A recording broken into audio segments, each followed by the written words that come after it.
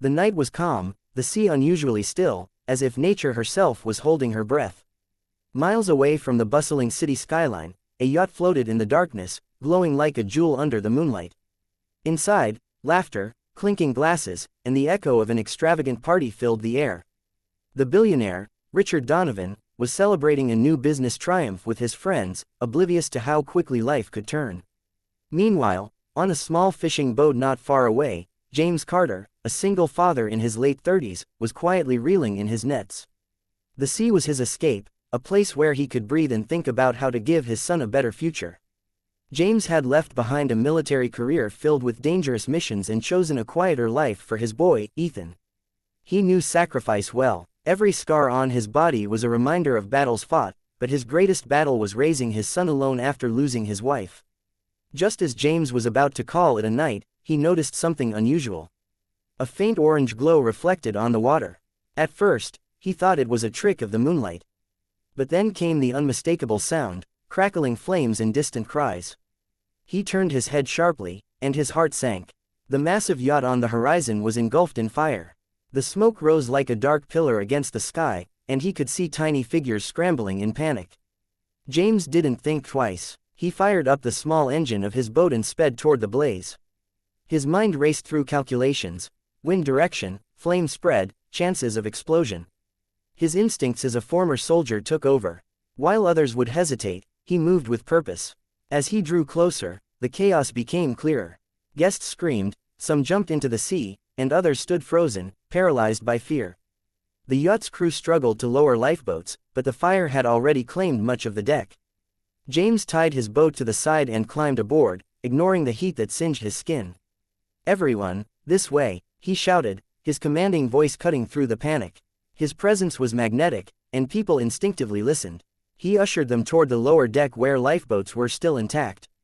A group of women clung to each other, too afraid to move, but James carried one on his shoulders and pulled the others forward with an authority that brooked no argument. Amidst the smoke, he spotted a man slumped against a wall, coughing violently. James rushed over, recognizing him almost immediately, the billionaire Richard Donovan. His expensive suit was scorched, and his face was pale from smoke inhalation. James knelt, checked his pulse, then hauled him up with sheer strength. "We need to move, now," James barked, dragging Richard toward the exit. The heat was unbearable, flames licking the walls as explosions rocked the yacht from within. Gas tanks were threatening to blow. The staircase collapsed behind them just as James leapt forward, shielding Richard with his body. Splinters tore his arm, but he kept moving, determination etched into his face.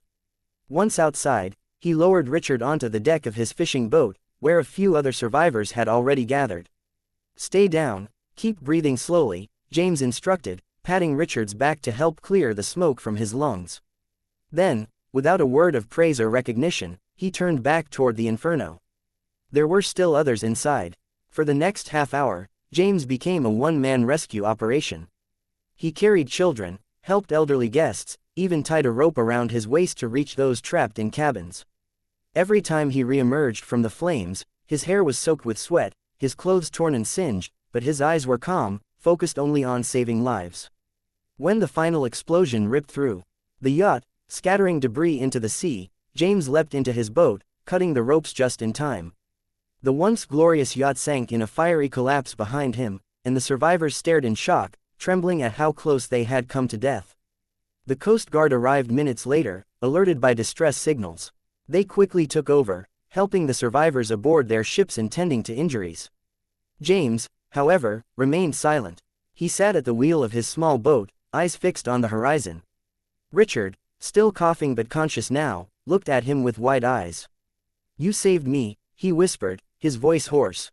"You saved all of us. Who are you?" But James didn't answer. He simply nodded once, then turned his boat away. As the Coast Guard vessels shone their searchlights and reporters scrambled to get footage, James disappeared into the night, swallowed by the sea's vast silence. Back at his modest home by the shore, James walked in quietly, careful not to wake his son. Ethan, only 10 years old, was asleep on the couch with a book in his hand. James smiled faintly, brushing his son's hair back before tucking him under a blanket. This, his son, his world, was why he didn't need thanks or recognition. The lives he saved were enough. He had done his duty, just as he always did. The next morning, headlines exploded across the news. Billionaire Richard Donovan rescued from burning yacht in heroic act. Every channel replayed the chaos, interviews with survivors who spoke of a mysterious man who had commanded the rescue like a soldier and vanished without a trace.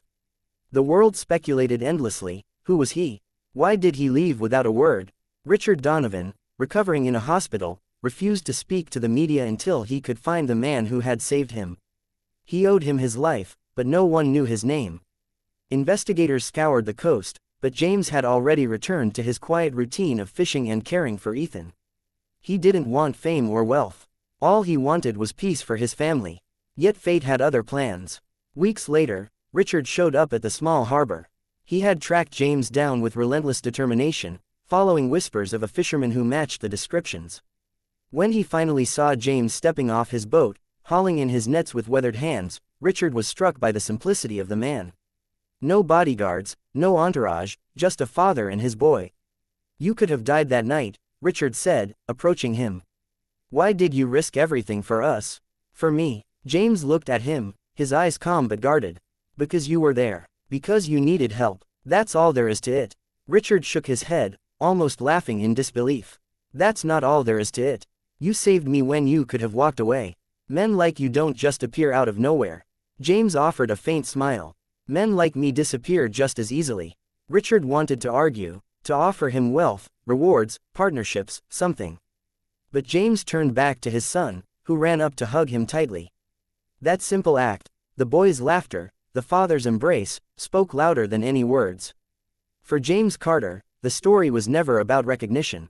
It was about duty, instinct, and love. He had walked through fire, rescued a billionaire, and left without a word, not because he wanted to be a ghost, but because he already had everything he needed waiting at home. And though Richard Donovan would spend years trying to repay the debt, the truth was that some debts could never be repaid. Some men carried a quiet greatness that asked for nothing in return. James was one of them.